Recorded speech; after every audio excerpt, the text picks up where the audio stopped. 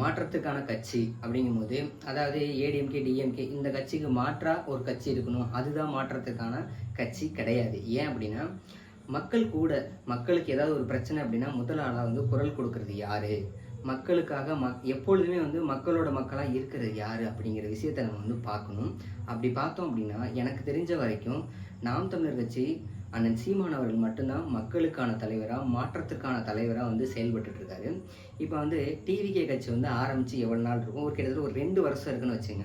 இந்த 2 வருஷத்துல டிவிகே கட்சி வந்து எத்தனை போராட்டங்களும் மக்களுக்கான பிரச்சனைகளுக்கு அவங்க வந்து குரல் கொடுத்துருக்காங்க அப்படிங்கிறத வந்து நம்ம பார்க்கணும்.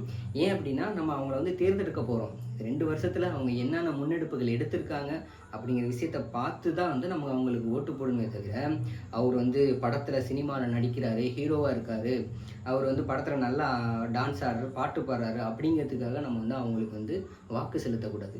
மக்களுக்கு அவர் என்ன செய்தார் அப்படிங்கிறத நம்ம பார்க்கணும்.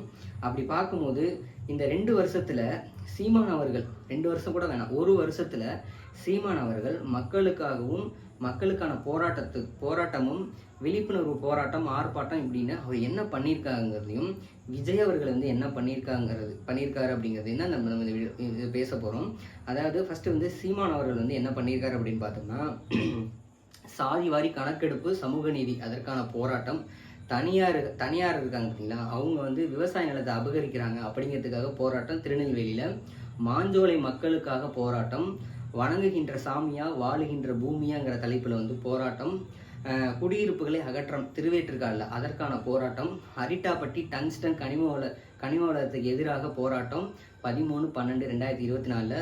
இது எண்ணூர் அனல்மின் நிலையம் விரிவாக்க திட்டத்திற்கு எதிராக போராட்டம், உழவை மீட்போம் உழவை காப்போம் அப்படிங்கிற தலைப்பில் வந்து போராட்டம், அண்ணா பல்கலைக்கழக மாணவி பாலியல் அதற்கான போராட்டம், கல் விடுதலை அதற்கான மாநாடு, கள்ளக்குறிச்சி கள்ளச்சாராயத்திற்கு எதிரான போராட்டம், மலையை காப்போம் மண்ணை மீட்போம் அப்படிங்கிறதுக்கான ஆர்ப்பாட்டம் தென்காசியில், கனிமவள கொள்ளைக்காக போராட்டம், அதாவது எங்கன்னா கன்னியாகுமரியில் கனிமவள கொள்ளை இருக்கும் அதற்கான போராட்டம், பஞ்சமர் நிலம் மீட்பு போராட்டம், கனிமவள கொள்ளைக்கான போராட்டம், அதாவது இலங்கை கடற்படையினால் தமிழக மீனவர்கள் கொல்லப்படுறாங்க அதற்கு எதிரான போராட்டம், ராமேஸ்வரத்தில் தங்கச்சி மடத்தில் வகுப்பு வாரிய சட்டத்திட்டத்துக்கு எதிரான போராட்டம், தமிழில் குடமுழுக்கு நடத்த வேண்டும் என்பதற்கான போராட்டம், திருப்புவனம் அஜித்குமார் கொலை வழக்கு எதிரான போராட்டம், ஆடு மாடுகளின் மேய்ச்சல் நில உரிமைக்காக போராட்டம், துப்புரவு பணியாளர்களுக்கான போராட்டம், செவிலியர்களுக்கான போராட்டம், மருத்துவர்களுக்கான போராட்டம்,